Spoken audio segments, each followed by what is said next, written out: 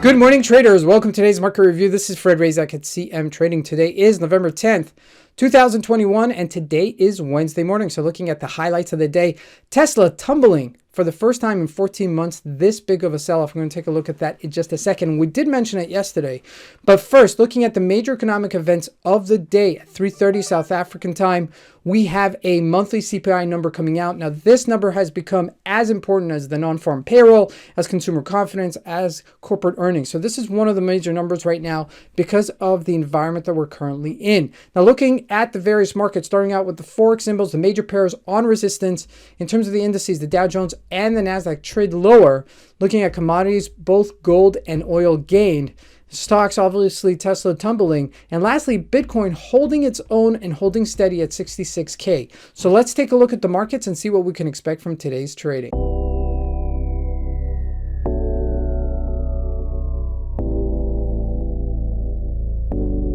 So here we go. We're looking at the Euro USD. On a 4-hour chart, we're at the top of the range here. It's a little bit lower. I wouldn't jump into this right now. It's not at the extreme end of it. I would be feeling much more comfortable if I jumped into it at the extreme end of it and then, taking it down. But right here, this is something that is, maybe developing into something where we're going to sell off. Now, look at this, okay? This is the Euro USD, but let's take a look at the Aussie USD. Much weaker. Okay, we're going to first start looking at a 4-hour chart. You see the bounce are not as extreme. We didn't bounce back to 74.28. So this is really important because if it does break lower, and it may at these levels, and we are at previous resistance, subsequent support. So looking at that also is very important because if this does break this area, we could surely see it back in the 72-ish area, and that's very important.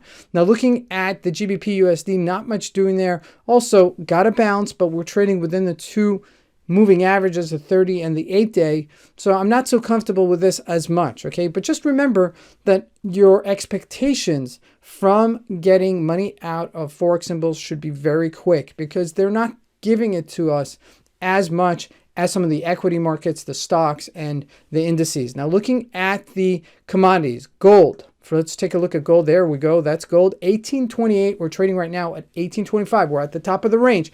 Now, this is what I want you to pay attention to because this is really important. We're consolidating right here.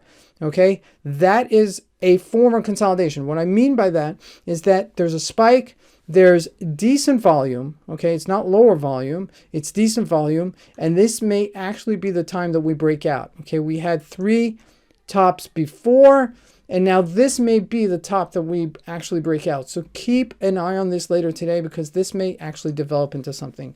Gold has really been put in the back burner in terms of a haven environment investment as what we historically know gold to be. It seems like Bitcoin is taking the cake when it comes to this. Now looking at oil, trading on its highs, 84.70, right on top of it. Like to see if it does break above this 84.75, then we may see new highs, okay? But, okay, this is what the but is. The CPI number today is going to affect both oil and the U.S. market. So just be aware of that. Looking at the U.S. markets, we're looking at a daily chart of the Dow Jones. We're looking at a 4-hour chart. Let's take that's a little bit better. We're trading between the two ranges of the moving averages. If it does break the 8-day moving average, that's much more relevant. Okay, if it does break somewhere around 35,000 or 36,000-ish level, that's much more relevant to us, and we may see a sell-off developing. Now, looking at the Dow Jones, we did sell off. Okay, we did get that sell-off. And the question is how much further? I mean, this obviously is much stronger. When we look at the stocks, they're flatlining. Apple's not doing nothing, okay? Facebook selling off a little bit. Microsoft really not doing much. 335, JP Morgan also. So the tech stocks are not leading the market higher. The question is that are they going to lead the market lower if they don't lead the market higher, okay? It goes one or two ways. It's usually very seldom that we stay on a flat line.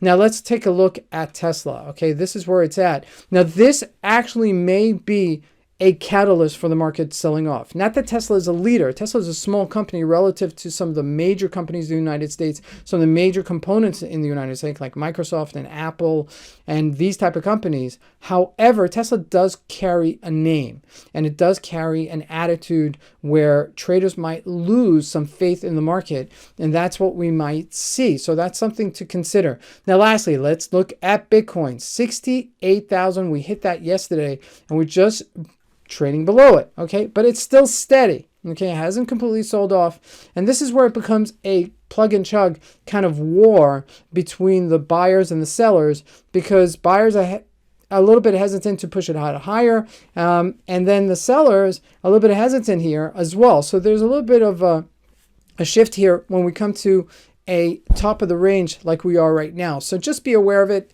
Nothing to jump into, but if it does make new highs, then you want to participate in that as well. This is Fred Razak. I want to wish you guys a great trading day. Thank you.